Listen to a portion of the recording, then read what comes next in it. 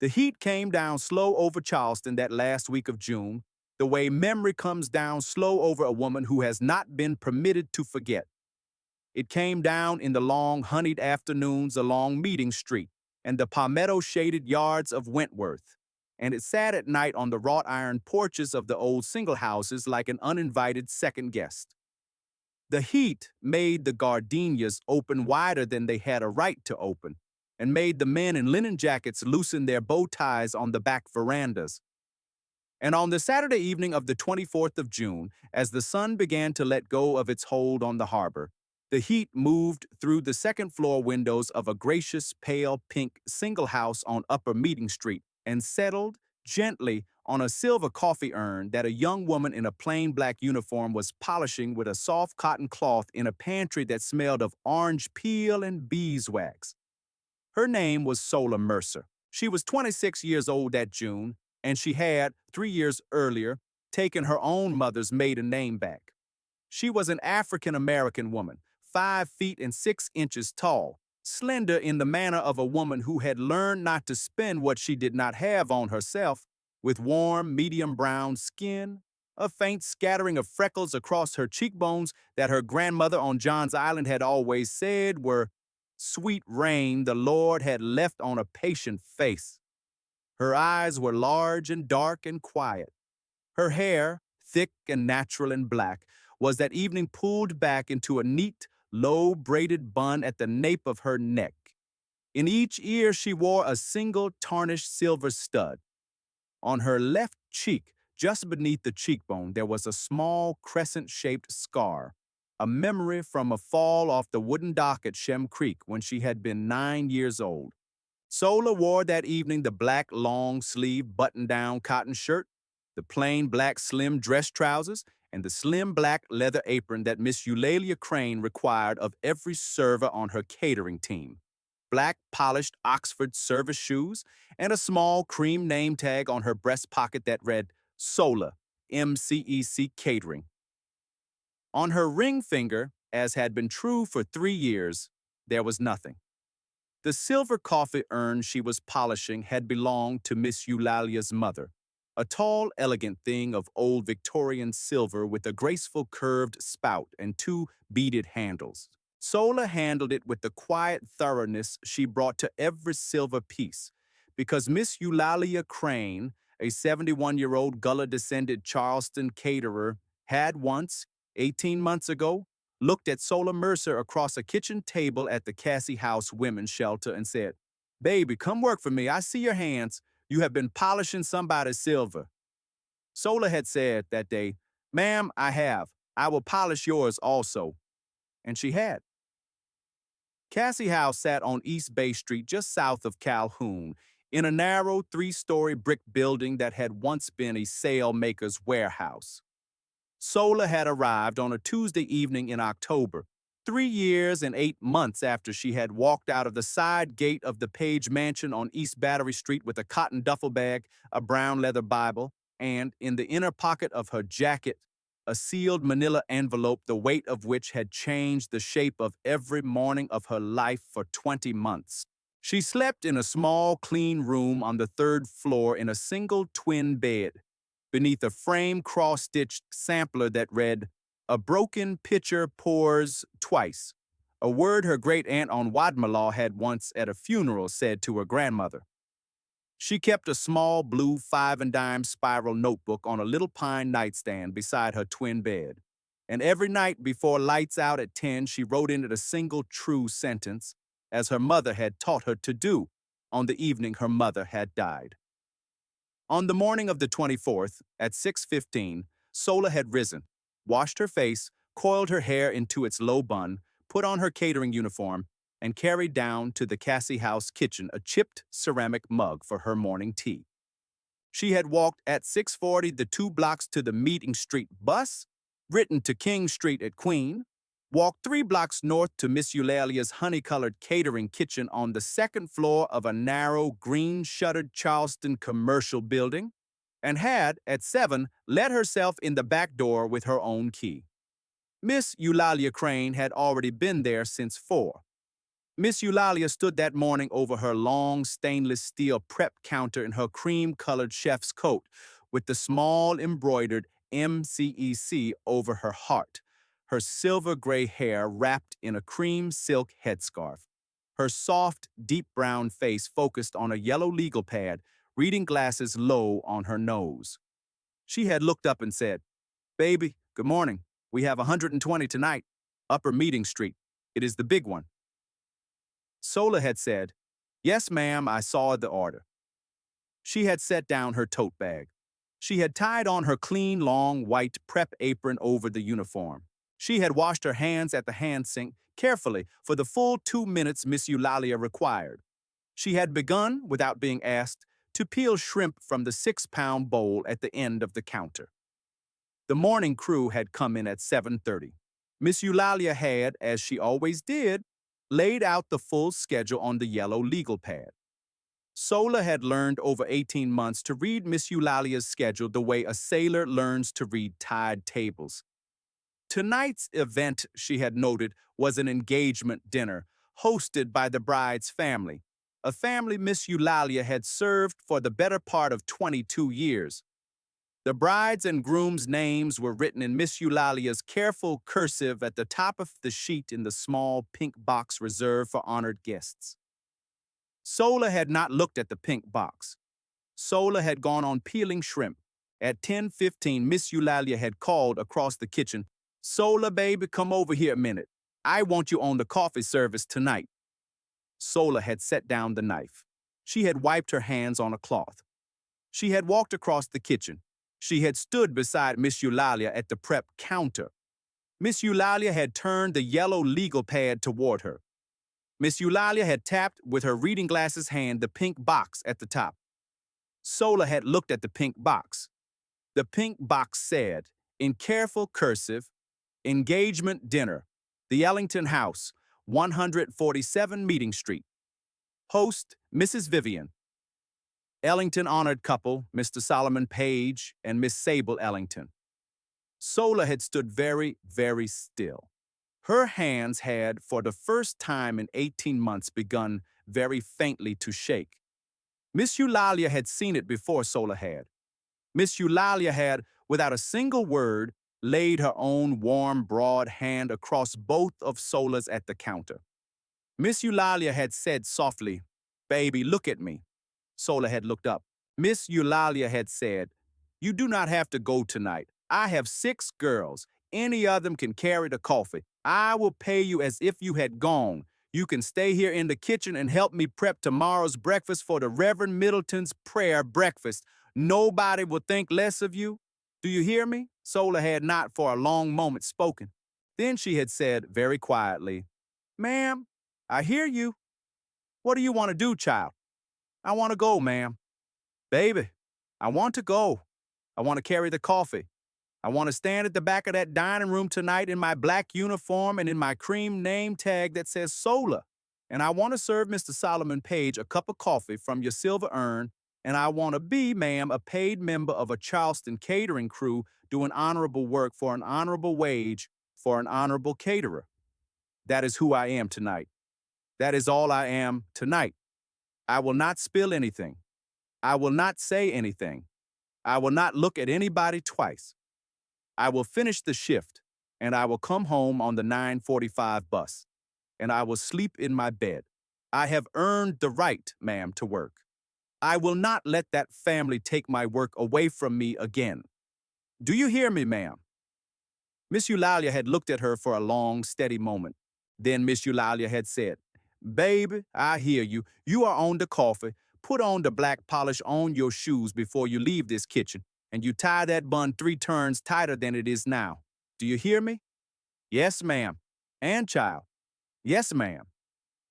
If at any point this evening, for any reason, you need to come out of that dining room, you come find me in the kitchen. You say the word peach, nothing else, just peach. And I will have you out of that house and in the back of my van within a minute and a half. Do you hear me?" "Yes, ma'am, peach." "Good girl. Go wash your hands again. We are on the shrimp." Sola had gone back to the sink. 3 years earlier, Sola Mercer had been, for a little more than 2 years, Mrs. Sola Page. She had met Solomon Page on a Sunday afternoon in late March at the Gullah Co-op Market on Market Street, where Sola, a junior at the College of Charleston studying history and French, had been helping her grandmother sell sweetgrass baskets on a folding table beside a bucket of cut zinnias. Solomon Page, a tall 29-year-old in a plain blue button-down shirt, who had stepped out of a rainstorm to buy a single orange and had stayed instead to purchase a small fanner basket for his late mother's collection, had asked Sola what she was reading. Sola had shown him the thin green paperback in her hand, a French novel called Les Yeux Baissés by the Moroccan novelist Tahar Ben-Jaloun. Solomon, who had spent the summer before his senior year in Paris on a Page Foundation scholarship, had read it and had a thought about it, and the two of them had stood at that folding table beside the zinnias for an hour and 40 minutes, and Sola's grandmother had at last closed the market and gone to the co-op kitchen to make the two of them a plate of red rice with shrimp. Solomon Page was the only son of the late Everett and Margaret Page of Page Timber and Land Holdings, a $300 million family business founded on the Sea Islands in 1876 by a freedman named Ezekiel Page and grown over 5 generations into the largest African-American-owned timber and conservation land operation in the southern coastal states. Solomon had, at 29, been the company's chief operating officer for 18 months. He had, at Sola's grandmother's co-op kitchen, asked her grandmother for permission to telephone Sola. Her grandmother had said, "Son, you are a nice boy. Do not hurt this child. Call her. Call her often. Do not play." Solomon hadn't played. He had called 3 days later, had taken Sola on a Friday evening to a small seafood place on the Battery, and had, 4 weeks later, taken her to meet his mother, Mrs. Margaret Page, at the family's pale yellow East Battery single house. Margaret Page, a small, sharp-eyed, warm-hearted woman of 61, had over sweet tea on the second-floor piazza said, "Baby, my son found you at a co-op market with a Moroccan novel in your hand. He is going to marry you." Solomon and Sola had been married on a Saturday afternoon in October, a small ceremony at Emmanuel AME Church with 30 guests. They had moved into a pale green trad street single house. They had been, by any measure anyone in Charleston would have given, a happy young couple. Margaret Page had died very suddenly of a heart condition 10 months after the wedding. Everett Page had, 3 weeks after the funeral, been diagnosed with a grave illness. He had, over the 15 months that followed, weakened quietly at the East Battery Mansion under round-the-clock hospice care and, for a small stipend and the use of the staff cottage, under the general supervision of a longtime family friend named Mrs. Vivian Ellington, widow of the late Congressman Reginald Ellington, mother of an only daughter named Sable, and, it must be said, the woman who had been, for 41 years, Margaret Page's closest childhood friend. Vivian Ellington was, at that time, 55 years old, a tall, slender African-American woman with warm, deep brown skin, silver-streaked black hair pulled back into an always tight, low chignon, sharp, dark eyes behind thin gold-rimmed spectacles, and the expression of a woman who had, all her life, expected the world to arrange itself for her convenience. She had been a congressional wife for 32 years. The congressman had died of a stroke 4 years before Margaret Page's heart had given out. Vivian had, in the years of her widowhood, watched her bank account slowly narrow and her daughter Sable, at 22, come home from Spelman with a degree in art history and no particular plan. Vivian Ellington had, by the time Everett Page had taken ill, arrived privately at her plan, a quiet second marriage of Solomon Page to Sable Ellington, after the first marriage of Solomon Page to the shrimp boat mate's granddaughter from John's Island was brought, by whatever means Providence might provide, quietly to an end. Providence had not in those months been kind to Vivian Ellington's patience. She had, therefore, in the manner of women who have waited long enough, arranged matters herself. What Vivian Ellington had done specifically was as follows.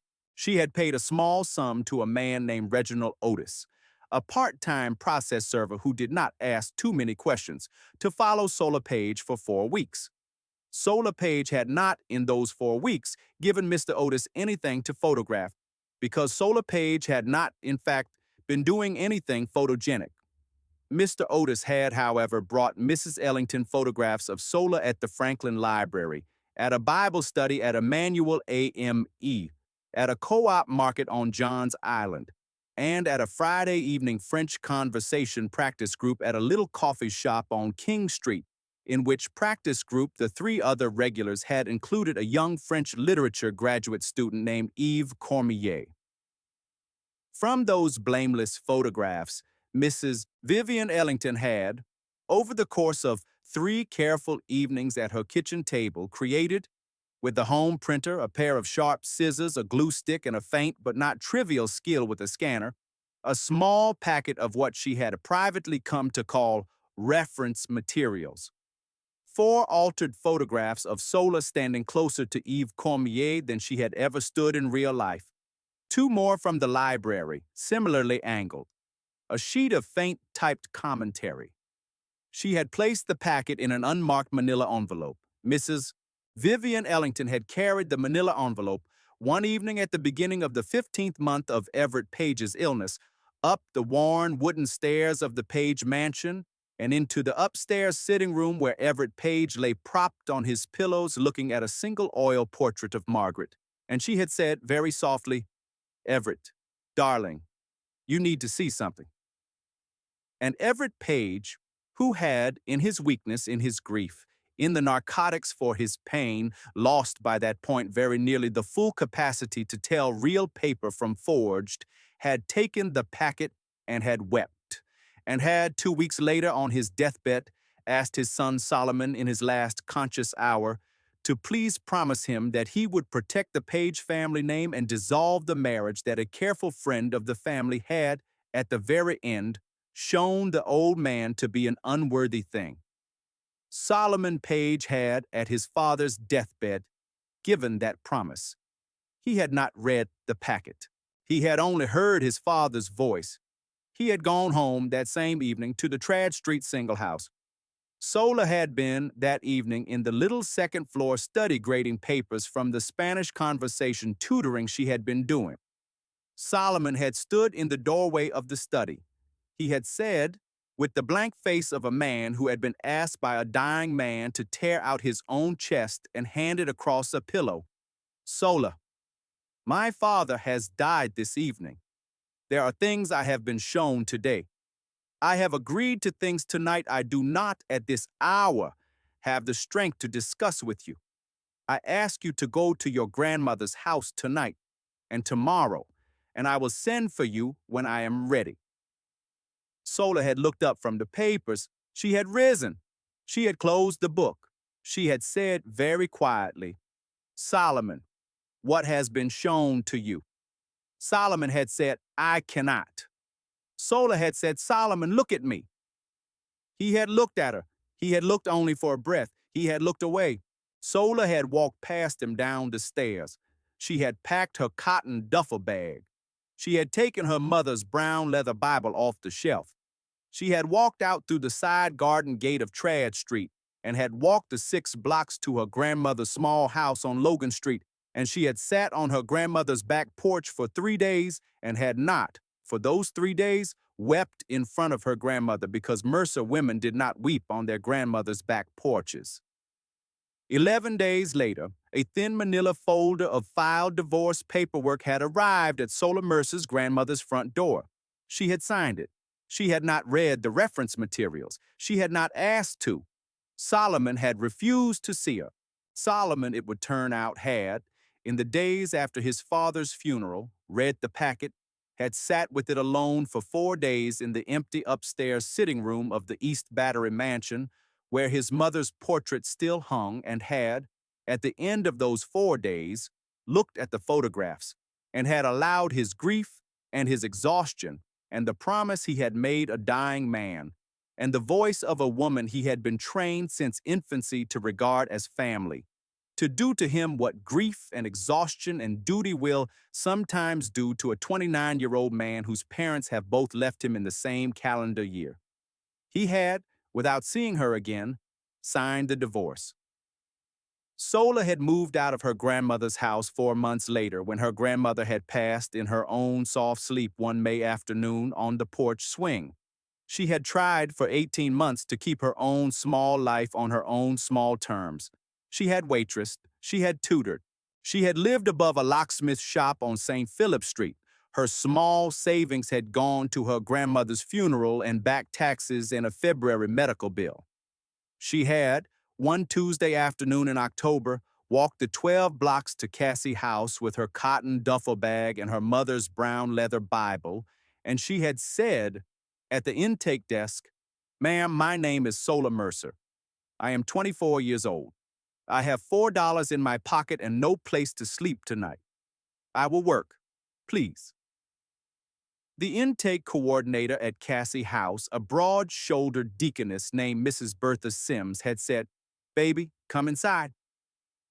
Sola had come inside. 8 months after Sola had arrived at Cassie House, a slim manila envelope had arrived by certified mail at the shelter's front desk, addressed to Mrs. Sola Page, care of Cassie House. Sola was not Mrs. Sola Page anymore, but Mrs. Bertha Sims, who had been worked over in her day by enough certified mail women to know one when she saw one, had handed the envelope to Sola that evening and had said, "Baby, I do not know what this is. Sit down with a cup of coffee before you open it." Inside the envelope, on 3 pages of the pale blue legal paper a Charleston attorney uses, had been the signed and notarized deathbed confession of a soft-spoken 60-year-old black housekeeper named Miss Delphine Odom, who had been for 22 years Mrs. Vivian Ellington's household cook and housekeeper at the Ellington Single House on Meeting Street. Miss Delphine had been dying slowly of a congestive heart condition.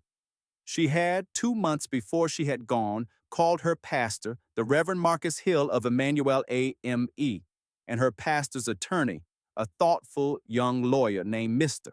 Caleb Washington, and she had, with the attorney and the pastor present, dictated and signed a 3-page account of what she had, 4 Aprils ago at Mrs. Ellington's kitchen table at the Page Staff Cottage, watched Mrs. Ellington do with a pair of scissors and a glue stick. She had signed the statement, "Because I am going to stand very soon before the Lord, and I am not going to stand before the Lord without having set right the life of that young woman." Miss Delphine had, 2 weeks after signing, gone to her Lord. The Reverend Marcus Hill had, in accordance with Miss Delphine's specific instructions, mailed the envelope to the last address on record for the former Mrs. Sola Page. Sola had read the 3 pages at the small table in the Cassie House lounge, by herself in a single, slow sitting. She had, when she had finished, folded the 3 pages very carefully back into the envelope. She had taken the envelope up to her 3rd-floor room. She had placed the envelope in the inner zippered pocket of her cotton duffel bag beneath her bed. And she had sat on her twin bed for a long time, and she had not wept, because Mercer women did not weep on Cassie House twin beds either. She had not shown the envelope to anybody in the 20 months since. She had not tried to contact Solomon Page.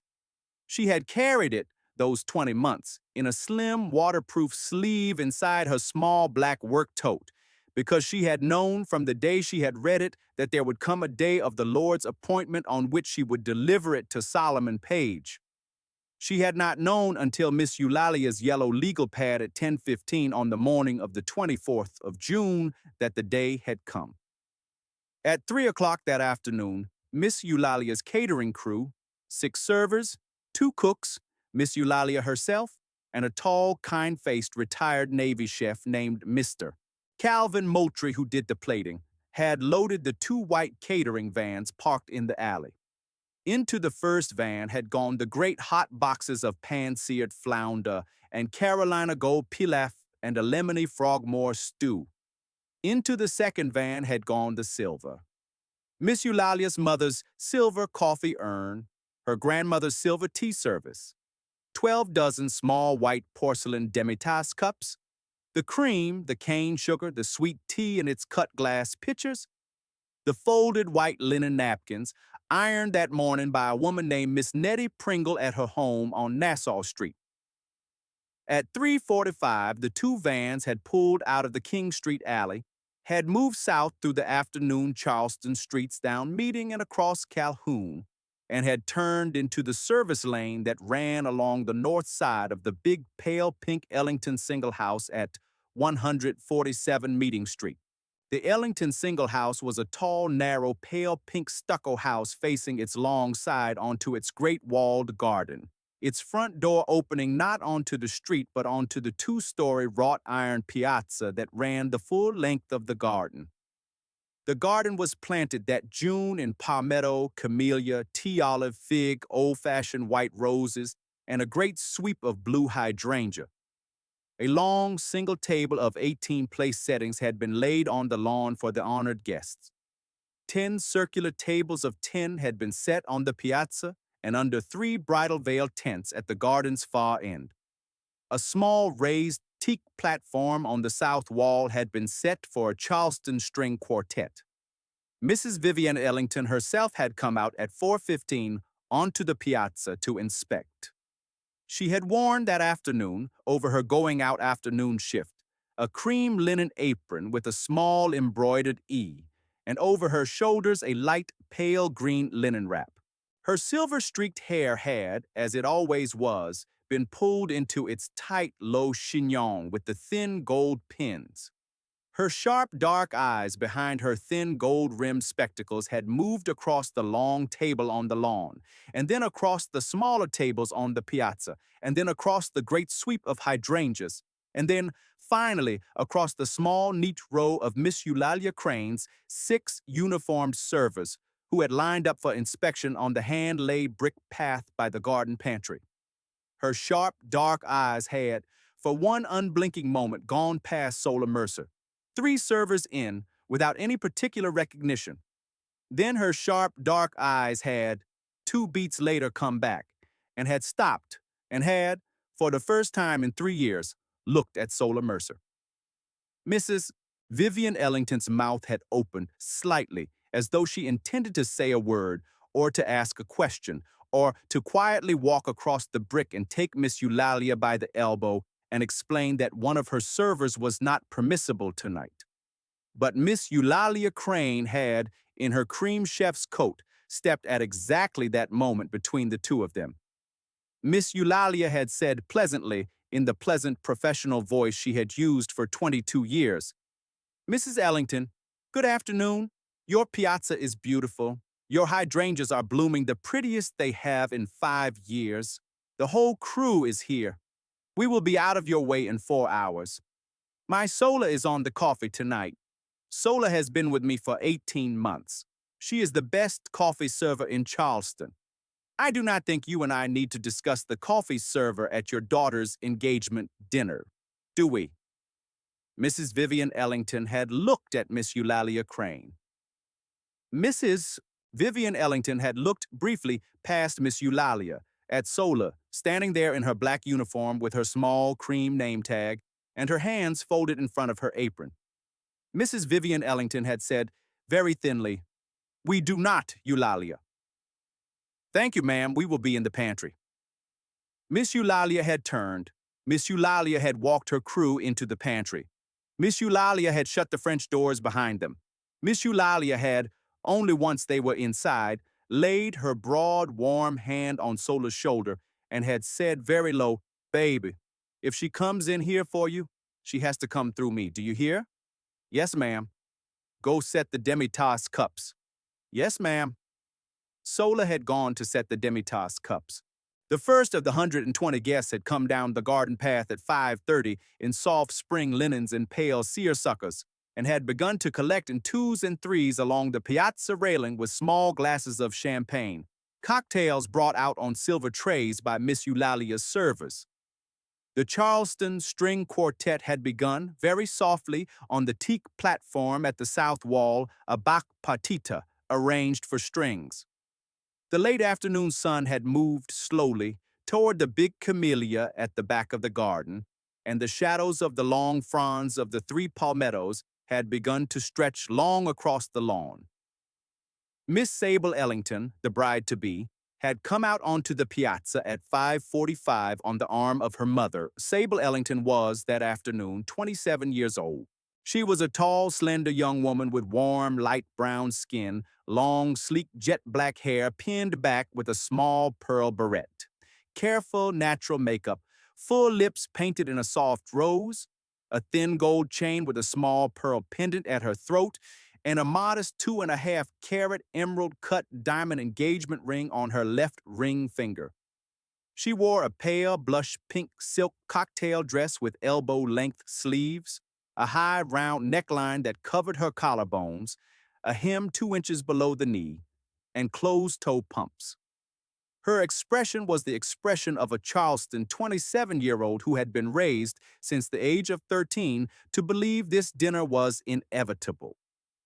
Solomon Page had arrived 5 minutes after Sable, alone in a gleaming black Mercedes Maybach driven by his longtime driver, Mr. Curtis Lee. He had walked, without hurry, down the long brick walk through the garden, climbed the 3 stone steps, taken a single glass of champagne from Miss Eulalia's server, and stepped to the piazza railing in his perfectly tailored midnight blue raw silk dinner jacket, crisp white tuxedo shirt, slim black silk bow tie, polished black Oxford dress shoes, and the small silver Page family crest cufflinks that had been his father's.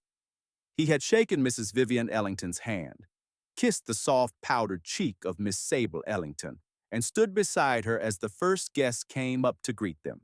Solomon Page was, in the summer of his 32nd year, a tall, broad-shouldered African-American man of deep, warm brown skin, with short, neatly groomed black hair clipped in a sharp fade, a full, close-trimmed black beard threaded faintly with silver along the jawline, a strong, angular jaw, calm, observant, dark brown eyes that took in a room slowly, and a small, faint scar through the outer edge of his left eyebrow from a boyhood fall from a fig tree at Rockville. He had lost, in the 3 years since his father's death, perhaps 7 pounds, and a little of the easy boyishness that had once, at a Gullah co-op market, allowed him to stand at a folding table beside a bucket of zinnias for an hour and 40 minutes. What had replaced the boyishness was the careful watchfulness of a man who had signed without reading, something he came later to wish he had read. On his left wrist he wore the same silver Patek Philippe watch he had worn since his 25th birthday. On his ring finger there was nothing. For the first 45 minutes of the cocktail hour, Sola Mercer remained in the pantry. She polished the demi-tasse cups. She loaded 2 trays of the demi-tasses onto the sideboard. She watched through the narrow gap between the French doors as the piazza filled. She saw, once through that gap, the midnight blue dinner jacket move along the piazza railing. She did not stop polishing. At 6:15, Miss Eulalia called quietly into the pantry. "Sola, baby, cocktail hour is ending. The hors d'oeuvres are on. Move the coffee service to the secondary sideboard in the dining room hallway. We will begin pouring at the end of dessert." "Yes, ma'am." Sola had lifted the silver coffee urn gently by its 2 beaded silver handles. She had carried it slowly and carefully, with the quiet, measured step of a woman who had carried heavier than this for longer than this. She had walked from the garden pantry across the piazza's shaded back corner, in through the open double French doors of the Ellington house's ground-floor dining room hallway, past the long mahogany sideboard set with its white orchids, and had come to the small cherrywood secondary sideboard at the far end of the hallway beside the door to the butler's pantry. She had set the silver urn gently down on the sideboard's cream linen runner. She had straightened it. She had turned. She had turned, and she had found herself in the long, narrow hallway of the Ellington single house on Upper Meeting Street on a warm June evening, standing 12 feet from Mr. Solomon Page. Solomon Page had been, a moment earlier, coming out of the double doors of the ground-floor sitting room with an empty champagne flute in his right hand, and with his left hand just reaching toward the small silver cooler on the hallway's entry console to set the flute down. Sable Ellington had been 3 steps behind him, turned partway back toward an older guest in a pale yellow suit, a thin, gracious smile on her face. Mrs. Vivian Ellington had not at that moment been in the hallway. The hallway was quiet. The string quartet was playing very softly out on the piazza. Someone in the sitting room was laughing. The hallway itself, for one held beat, held only Solomon Page and Sola Mercer and the silver urn. Solomon Page's hand with the empty champagne flute in it had stopped 6 inches above the small silver cooler. His eyes had met her eyes. His eyes had held her eyes for exactly the length of 3 heartbeats. His mouth had opened a bare fraction of an inch. Not a word had come out. The champagne flute, still 6 inches above the cooler, had remained as though it had been hung there by a thread from the ceiling. Sola Mercer had not, in those 3 heartbeats, moved. Sola Mercer had not, in those 3 heartbeats, looked away. Sola Mercer had not, in those 3 heartbeats, smiled or nodded or acknowledged or explained. She had only, for those 3 heartbeats, looked Solomon Page steadily and gently in the face, the way she had once at a folding table beside a bucket of zinnias, looked him steadily and gently in the face while she had been holding a small green French paperback. At the 4th heartbeat, Miss Sable Ellington had rounded into the hallway behind her fiancé and had said lightly, "Solomon, darling, Mrs. Hargrove wants to tell us about her trip to Cape Town. She has cornered me twice already. Come rescue me." She had, in saying it, taken Solomon Page's elbow in her small, pale hand with the diamond on it, and she had turned him gently back toward the sitting room. Solomon Page had, without a word, let himself be turned. The champagne flute in his hand had been, very slowly, lowered to the silver cooler. It had made, as it had touched the silver, the smallest musical click. Solomon Page had, over Sable's shoulder, looked at Sola Mercer once more. And then Solomon Page had walked out of the hallway into the sitting room, because he had, in that moment, no other tool for the managing of the 120 guests and the Charleston String Quartet and the pale pink dinner and the watching mother-in-law-to-be than the simple tool of walking slowly out of a hallway. Sola Mercer had turned back to the silver coffee urn. Sola Mercer had, with the white cotton cloth she had tucked under her apron tie, wiped, very gently, a fingerprint off the top of the silver lid. Sola Mercer had gone back into the garden pantry. Sola Mercer had said to Miss Eulalia, "Ma'am, the urn is set." Miss Eulalia had looked at her face. Miss Eulalia had said, "Baby." Sola had said, "Ma'am, I'm all right. Let me work." Miss Eulalia had said, "All right, baby, hors d'oeuvres, the little shrimp toast on tray 4. Go." Sola had gone. Dinner had been served at 7:15. Sola did not serve the dinner. Sola had been kept by Miss Eulalia's quiet hand in the pantry and the butler's kitchen, fetching, polishing, filling pitchers, cutting butter. She had, at one point during the main course, stood at the narrow pantry window and had looked out onto the long, single lawn table and had watched, for the span of perhaps 40 seconds, the honored couple seated at its head. Solomon Page, at the head of the table in his midnight blue jacket, had been eating very slowly. He had not, during those 40 seconds, lifted his eyes. He had moved the Carolina gold pilaf around his plate with the patient carefulness of a man who had, an hour earlier, in a narrow hallway, set a crystal champagne flute into a silver cooler with an audible click. Sable Ellington, at his right, had been, very determinedly, leading a conversation with the older guest in the pale yellow suit about Cape Town. Her hand had rested once lightly on Solomon's forearm. He had not flinched. He had also not turned toward her.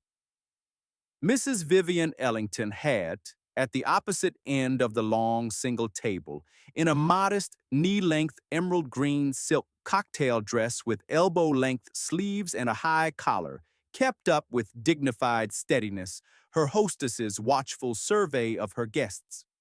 Her eyes had moved twice in the direction of the pantry window.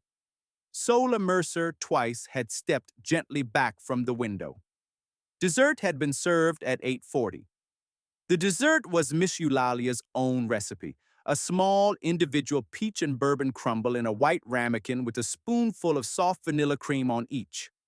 The last ramekins had gone out at 8:50, and at 9, as the string quartet on the teak platform had begun the slow second movement of a Boccherini minuet, Miss Eulalia had quietly said in the pantry to Sola, "Baby, it is time. Begin pouring. Start with the guests at the piazza tables. You will reach the honored table last. Take 2 servers with you. Walk slow, pour clean. Do not look at anybody twice.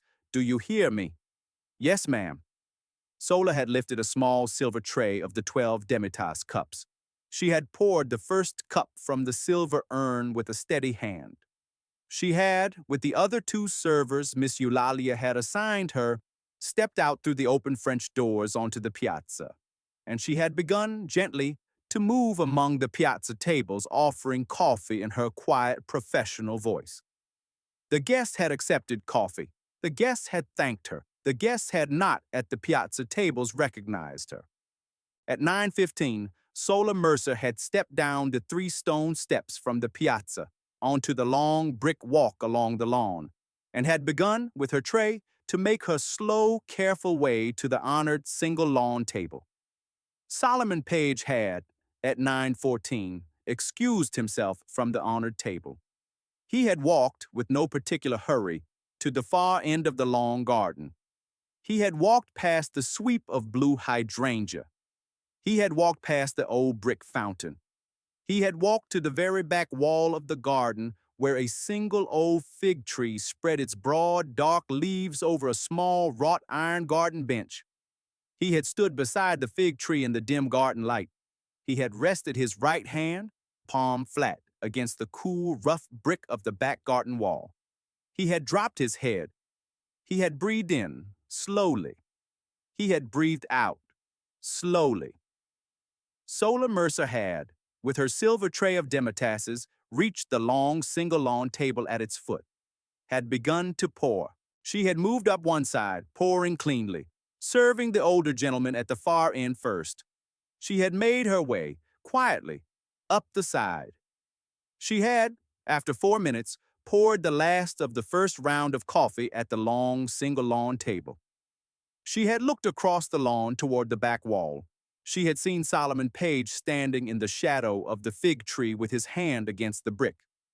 Sola Mercer had, very carefully, set her tray on the low side service table at the foot of the lawn table. She had said softly to the server beside her, "Angela, take the second round. I will be back in 3 minutes." Angela, a kind young woman with her own small reasons to keep her own mouth shut, had said, "Yes, Sola." Sola Mercer had walked slowly across the long lawn. She had stopped 6 feet from Solomon Page. She had not sat on the wrought iron bench. She had said in the low, quiet voice she had used in a hallway 20 minutes earlier, when she had said nothing, and had used in the narrow front hallway of a grandmother's Logan Street house 3 years earlier, when she had said, "Solomon, look at me." The single sentence she had practiced without practicing every evening for 20 months. "Solomon." In my black tote bag in the back of the pantry, in a slim, waterproof sleeve, is a sealed manila envelope. It contains a 3-page signed and notarized statement from a woman named Miss Delphine Odom.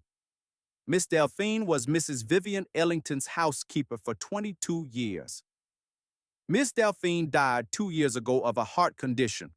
Miss Delphine made this statement before she died. I have carried that envelope unopened except for one reading for 20 months. I will, if you wish, in 5 minutes place that envelope in your hand. I will ask nothing of you in return except that you read it alone before you sleep. That is all I have ever asked of you. I will go back to my tray now. Do not answer me here. If you wish the envelope, meet me at the garden pantry door in 5 minutes. If you do not wish the envelope, I will keep it. I will carry it until you do. Good evening, Solomon." She had turned. She had walked back across the lawn. She had lifted her silver tray. She had begun the second round. Solomon Page had stood, for perhaps 45 seconds with his hand on the brick. Then Solomon Page had walked with no hurry and with no slowness back across the lawn. He had passed the hydrangeas, he had passed the tables, he had come to the open French doors of the garden pantry. He had stepped in. Miss Eulalia Crane had, at that moment, been at her small desk in the far corner of the pantry, writing the night's final inventory in her careful cursive on the yellow legal pad. Miss Eulalia had looked up. Miss Eulalia had said, "Mr. Page?" Solomon had said, "Ma'am, Miss Mercer has asked me to meet her at the pantry door. I understand my being here is unusual. May I stand here?" Miss Eulalia had looked at Solomon Page for a long, steady moment over her reading glasses. Miss Eulalia had said, "Mr. Page, you may stand here. If at any moment Miss Mercer asks you to leave this pantry, you will leave. Do you hear me?" "Yes, ma'am." "Good evening, Mr. Page." "Good evening, ma'am." Sola had come in at the moment Solomon had finished answering. She had gone, without a word to either of them, to her black work tote in the far corner. She had taken from its inner zippered pocket the slim waterproof sleeve. She had removed from the sleeve the sealed manila envelope. She had walked the 4 paces to where Solomon Page stood inside the pantry door. She had held out the envelope to him. Solomon Page had taken it. Sola had said, "Read it when you are alone." Solomon had said, "I will." Sola had said, "Good evening, Solomon."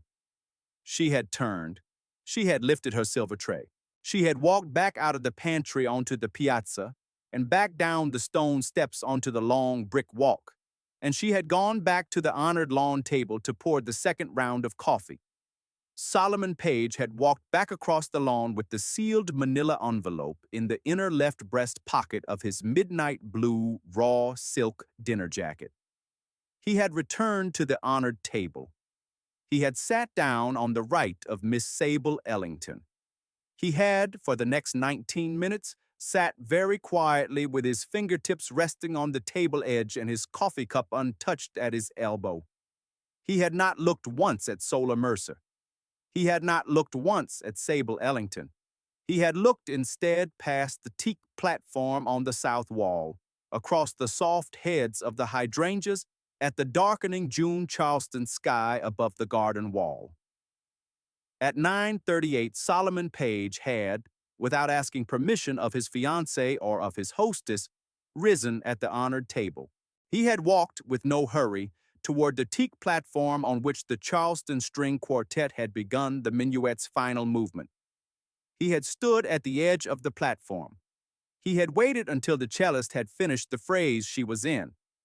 He had said to the cellist, in a voice so low that the quartet and a few nearby guests at the end of the piazza only had caught it, "Ma'am, forgive me. Would you please pause?" The cellist had, with the careful grace of a Charleston string player who knew when a guest was not joking, lowered her bow. The first violinist had followed. The quartet had gone quiet. The 60 conversations on the piazza had, in the way that 60 conversations do when the music stops, gone within 4 seconds. Quiet. 120 faces had turned, slowly, toward the honored table. Solomon Page had stepped back onto the piazza. He had walked unhurried to stand at the center of the long balustrade facing the garden and the 120 guests. Solomon Page had taken from his inner left breast pocket the sealed manila envelope. He had opened it. He had unfolded the 3 pages of pale blue legal paper. He had said, in a voice that carried clearly across the piazza, clearly across the garden, clearly past the hydrangeas, clearly to the open French doors of the garden pantry where Miss Eulalia Crane was now standing, "Good evening. Thank you for coming. I owe you, and I owe my fiancé, and I owe the Ellington family, and I owe my late father an honest account of something I have learned in the last 20 minutes. I will be brief. I will ask Mrs. Vivian Ellington 3 questions.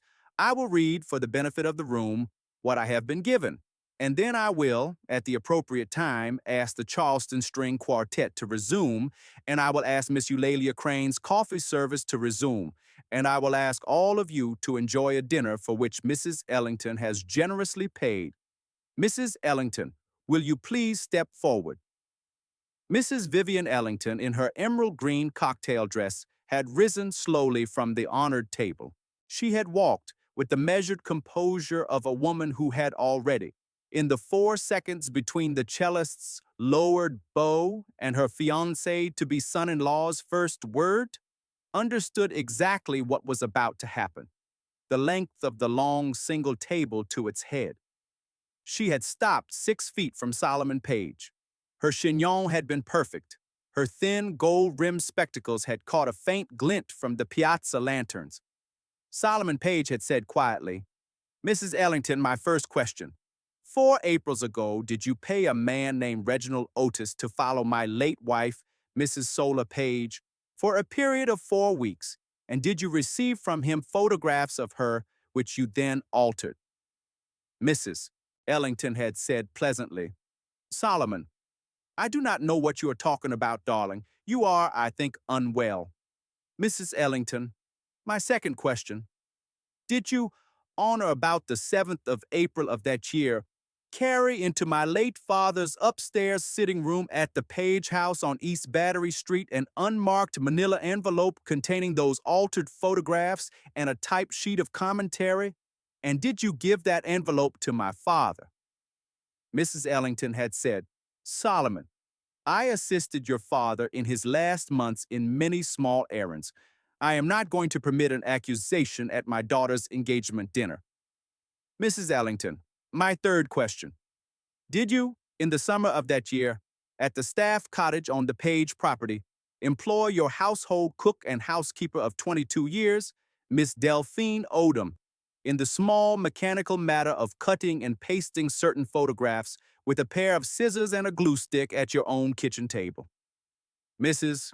Vivian Ellington had, for the first time in 32 years as a congressional wife and 47 years as a Charleston grand lady, not answered a question. Her mouth had opened. Her mouth had closed.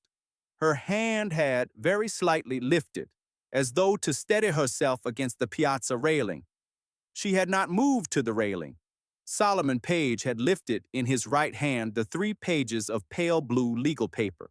He had said very quietly, but very clearly, "Ladies and gentlemen, what I hold in my hand is a 3-page signed and notarized statement dated 21 months ago from Mrs. Ellington's housekeeper of 22 years, Miss Delphine Odom, a good woman who went to her lord 4 months after she signed it. I will read the statement's final paragraph aloud, and then I will return the statement to the envelope. Its substance is this: Mrs. Vivian Ellington, at her kitchen table with a pair of scissors and a glue stick, arranged a series of photographs in my father's last weeks with the specific purpose of ending my marriage to my wife." I read now from Miss Delphine's hand. He had read. He had read the final paragraph of the letter in a low, clear, careful voice that did not tremble and that did not anywhere raise itself for effect. He had read the final sentence: "I am going to stand very soon before the Lord. I am not going to stand before the Lord without having set right the life of that young woman." He had folded the 3 pages. He had slipped them back into the envelope. He had tucked the envelope back into the inner left breast pocket of his midnight blue dinner jacket. He had looked across the piazza at Mrs. Vivian Ellington. Mrs. Ellington had, by that point, lowered herself quietly into the nearest piazza chair. Her gold-rimmed spectacles had slipped a little down her nose. She had not raised her hand to push them up. Miss Sable Ellington had, from the head of the honored lawn table in her pale blush-pink sheath dress, risen. She had walked the length of the lawn. She had climbed the piazza steps. She had stopped at the railing beside Solomon Page. She had looked up at him. Her eyes, which had been up to that minute those of a Charleston 27-year-old assured of her evening's outcome, had filled. 2 tears had, without consent, traveled down her cheeks. Miss Sable Ellington had said, in a quiet voice only Solomon had heard, "Solomon, did she do this?" Solomon Page had said, "She did." Miss Sable Ellington had said, I did not know. Solomon Page had said gently, I believe you. I am very sorry, Sable. I cannot marry you. I will not marry you. I must this evening end our engagement. I will see that your dinner is paid for. I will see that whatever debt my family has incurred against yours in this evening's circumstance is made good. You have not in any of this done wrong. I am sorry for the hurt I have caused you in this hour. I am more sorry than you will know for some time. Miss Sable Ellington had looked down at her hands. She had very carefully slid the 2.5-carat emerald-cut diamond from her left ring finger. She had held it for one moment in her palm. She had extended the open palm to Solomon. Solomon Page had taken the ring. Miss Sable Ellington had said softly, Go find her. Sable. Go find her, Solomon. I'm going inside. I will be with my mother. I am not a fool. I have been a coward. But I am not a fool. Go. Solomon Page had said, Thank you, Sable. Miss Sable Ellington had turned. She had walked over to her mother.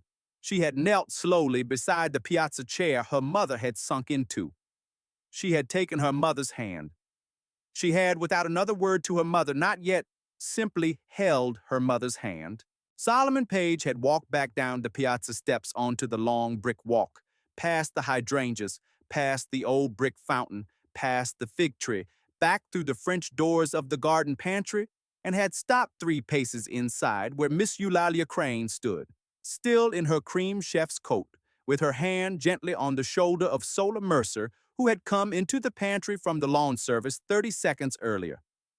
Solomon Page had said, Ma'am, Miss Mercer, I will not ask for anything this evening. I will not ask for her time or her forgiveness or her conversation. I will not ask to drive her home. I will, if she will permit it, ask only to call her tomorrow morning at any hour she chooses. I will call her on any number at which she cares to receive my call. If she does not wish me to call, I will not call. Ma'am, Miss Mercer, good night. Miss Eulalia had looked at Sola. Sola had said, very softly, looking at Solomon Page with the same steady, gentle face she had shown him in a hallway an hour and a half earlier. Solomon, you may call me tomorrow at 10 in the morning. Miss Eulalia will give you the number of her catering kitchen.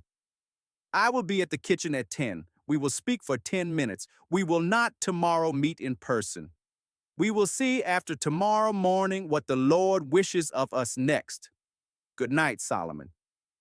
Solomon Page had said, Thank you, Sola. Thank you, ma'am. Good night. He had turned. He had walked back out through the French doors. He had walked through the garden, past the fig tree, through the side gate, to the waiting black Mercedes Maybach at the curb. Mr. Curtis Lee had, without comment, opened the rear door. Solomon Page had climbed in. The Maybach had pulled slowly away down Meeting Street in the warm June dark. Miss Eulalia's crew had finished the coffee service by 10:15. The string quartet had resumed gently on the teak platform at Miss Eulalia's nod. The 120 guests, most of whom had by then come to some quiet, private reckoning with what they had just seen, had finished their demi-tasses with the subdued grace of a Charleston gathering that had just watched a thing that would be, within 24 hours, the subject of every breakfast conversation in South of Broad. Miss Eulalia had, by 10:40, loaded her silver back into her second van. Her crew had cleaned the pantry. Miss Nettie Pringle had, by 11, rolled up the last of her linen napkins. Miss Eulalia had, at 11:15, stood on the piazza with Mrs. Vivian Ellington in the quiet, empty garden and had said, very simply, Vivian, I am not a judge. The Lord is a judge. Go to your pastor tomorrow. Go to the Reverend Marcus Hill. Do not, Vivian, carry this alone. Go. She had touched Mrs. Ellington's shoulder. She had walked carrying her yellow legal pad down to her van. Sola Mercer had ridden the catering van back to King Street with the rest of the crew. She had helped unload. She had thanked Miss Eulalia. She had, at midnight, ridden the late bus down East Bay. She had slipped in through the back door of Cassie House at 12:35. She had climbed the 3 flights of narrow stairs to her twin bed on the 3rd floor. She had taken off the black uniform. She had put on her cotton nightshirt. She had taken the blue notebook from the pine nightstand. She had written in her steady hand by the small lamp the single true sentence she had written every night for 20 months without ever being able to complete until that night. She had written, "Today I delivered the envelope, and the Lord did with it what he has been waiting to do." Solomon Page had, on arriving at the Trad Street single house in the Maybach at 10 past 10, walked upstairs, unknotted his bow tie, poured himself a glass of sparkling water, and sat down in the small second-floor sitting room under the single oil portrait of his mother. He had opened the manila envelope. He had read Miss Delphine Odom's 3 pages without moving once. He had read them a second time. He had, at the end of the second reading, laid the pages in his lap and had wept, for the first time since his father's funeral, for 10 minutes in silence, under his mother's portrait, with his hands folded over Miss Delphine's pages. He had, at 11, telephoned his longtime attorney, a calm, steady man named Mr. Howell Drayton, and had spoken with him for 40 minutes. He had telephoned the Reverend Marcus Hill of Emmanuel AME at 11:40 and had, in that conversation, asked the Reverend for permission to come see him privately in the morning. He had, at 12:10, telephoned Mr. Curtis Lee and had asked him to be at the Trad Street curb at 9:55 the next morning. He had gone at 12:30 to bed. He had slept for the first time in 3 years, straight through until 7. He had, at 10 that next morning, telephoned Miss Eulalia Crane's Southern Hospitality Catering. Miss Eulalia had answered the phone herself. Miss Eulalia had said, "Good morning, Mr. Page. Sola is here. I will put her on. I'll give you 10 minutes. Yes, ma'am. Thank you, ma'am." Sola had come to the phone. She had sat on the small kitchen stool Miss Eulalia had pulled out for her at the prep counter. She had said, "Good morning, Solomon." Solomon had said, "Good morning, Sola." And then Solomon Page, who had in his life negotiated 2 major timberland acquisitions, an $18 million conservation easement with the state of South Carolina, and a federal appeal before the Fourth Circuit, had said to his ex-wife, over a catering kitchen landline, with the quiet, unhurried simplicity of a man who had read 3 pages of pale blue legal paper the night before, "Sola, I am not asking for a conversation longer than the one you gave me. I am asking only for your permission to, over a period of months that you will determine, begin slowly, to be a person you can speak with again. I have not earned your time. I will earn it if you will allow me. I will make no demand on you. I will not ask you to come home. I will not ask you to forgive me. I will not ask you to leave Cassie House. I will, if you will permit me, rent a small 2-bedroom apartment in your name on Wentworth Street, at no cost to you, that you can move into only when you wish, and that will sit empty and waiting in the meanwhile. I will place, this afternoon, a trust in your name holding the full amount of your family's loss from the 3 years of our separation, to which you will have sole access. I will speak publicly, in writing, to whatever Charleston paper or pulpit you require, to the truth of what was done to you.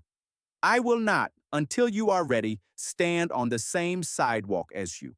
And I will not, in any hour of any day of the remainder of my life, forget what I was shown last night. 10 minutes have, I suspect, not yet passed. I will stop talking now.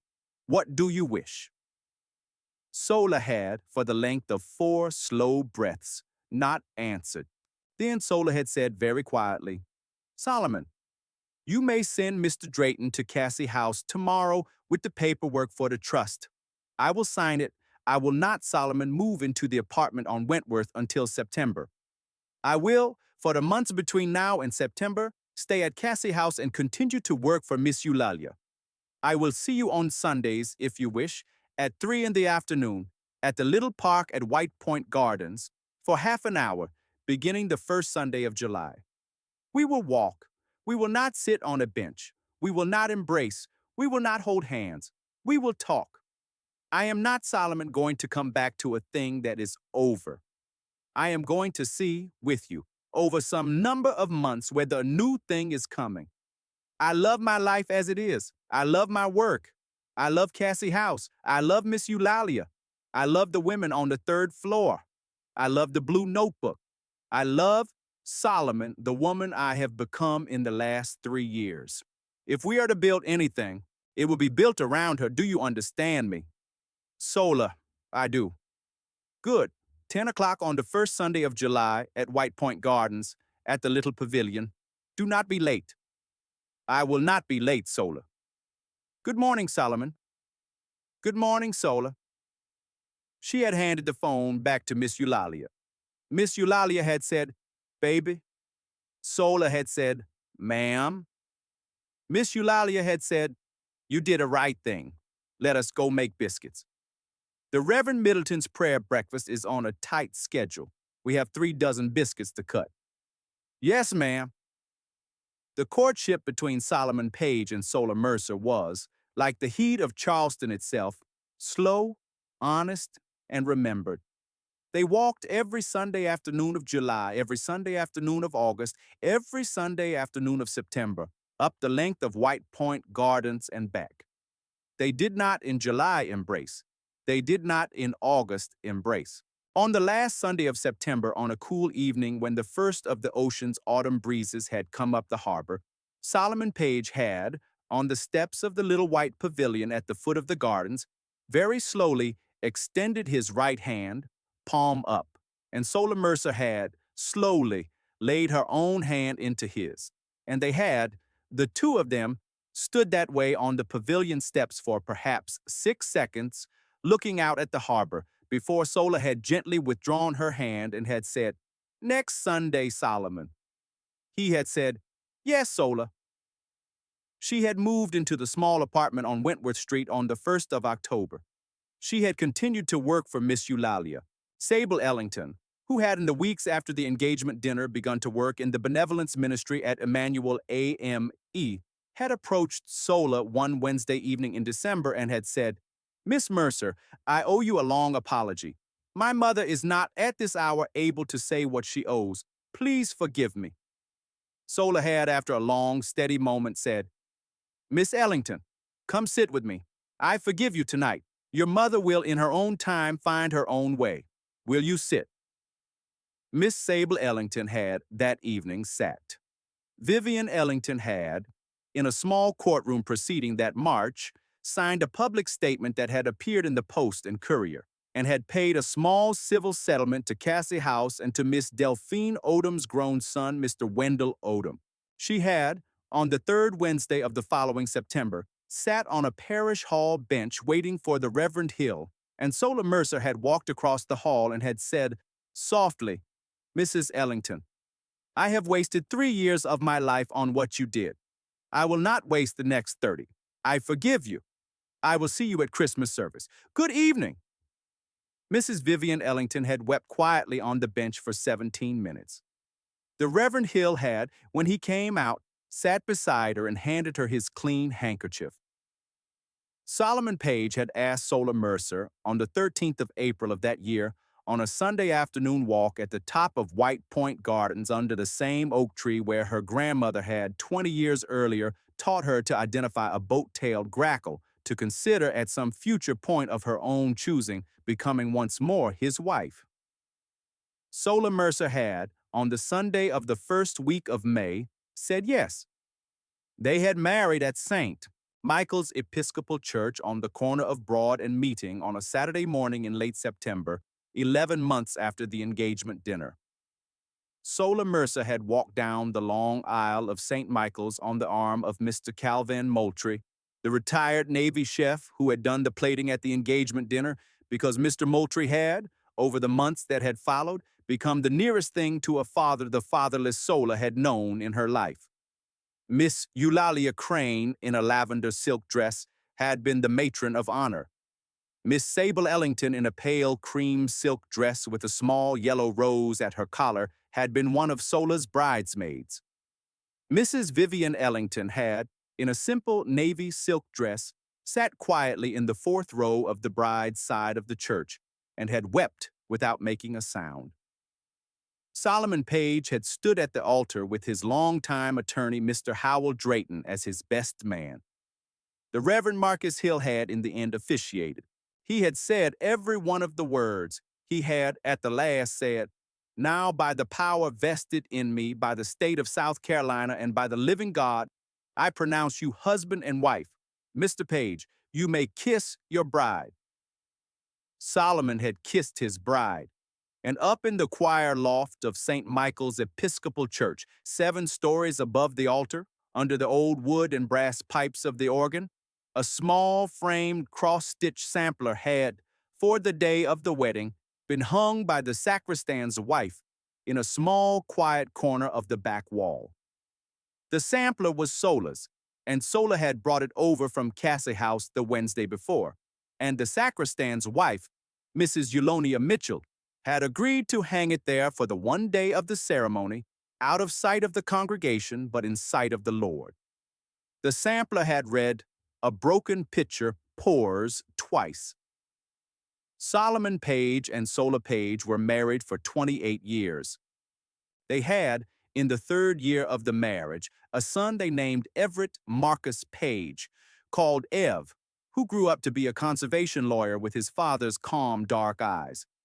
They had, in the 6th year, a daughter they named Margaret Delphine Page, called Peach, who grew up to be a literature professor at the College of Charleston, whose first scholarly book was a careful study of the Moroccan novelist Tahar Ben Jalaun. Solomon Page died of a heart condition on a Tuesday morning in the first week of March of their 29th year, on the Battery, on his morning walk, at 61 years old. Sola Page, by then 54, had buried him at Magnolia Cemetery, next to his mother. Miss Eulalia had, the year before, passed at 89 and had left her catering company to Sola in her will. Sable Ellington had, 4 years after the engagement dinner, married a kind local musician named Mr. Henry Page of Rockville and had become at last a happy and settled woman. For the remaining 23 years of her life, Sola ran the catering company, raised her 2 children, played with her 7 eventual grandchildren on the back piazza of the Trad Street single house, and kept a blue 5-and-dime spiral notebook on the pine nightstand into which she wrote, every night, a single true sentence. When Sola Page went to her Lord on the 2nd Sunday of Advent at the age of 77 in her own back bedroom on Trad Street, with her daughter Peach in the chair beside her reading aloud from the Book of Psalms, there were 81 spiral notebooks on a small pine shelf in her closet. Her grown daughter would, in the years that followed, edit and publish a small, thin volume of 520 of those sentences, under the title, A Broken Pitcher, Pours Twice, The Night Notebooks of Sola Page.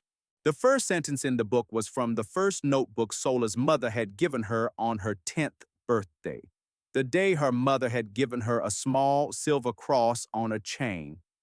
The last sentence in the book was the one Sola had written on the evening of the 24th of June of the year she had carried a silver coffee urn into the hallway of 147 Meeting Street. It read, "Today I delivered the envelope, and the Lord did with it what he has been waiting to do." There are people in this world who will tell you that a young woman who has been put out wrongly by a dying man's last confused word is a woman whose life is, from that day, quietly over. There are people in this world who will tell you that a 3-year silence between an ex-husband and an ex-wife is a silence the Lord himself has closed. There are people in this world who will tell you that an engagement dinner for 120 guests is not, under any circumstance, the place for a manila envelope from a dead housekeeper. We disagree. This story was told for you tonight by a voice that loves you, for hearts that have carried more than their share. May the envelope you have carried quietly for 20 months be opened one evening by the man for whom you have carried it. May the silver urn you have polished in somebody else's pantry be filled at last at your own table. May your own Miss Eulalia stand between you and the tall gold chignon in the piazza doorway and say, on your behalf, the small sentence you are too tired that hour to say for yourself. May the gardenias that open wider than they have a right to open on a Charleston June evening open for a piazza that loves you. And may every truth you have carried patiently, folded in pale blue legal paper, in the inner zippered pocket of a cotton duffel bag beneath a Cassie House twin bed be, in the fullness of the Lord's appointed time, read aloud at the center of a long balustrade to 120 hushed faces by the hand of the man who was, all along, going to come back to you. Thanks for watching. If you enjoyed the story, please subscribe to this channel and tell us where you are watching from. Have a wonderful day.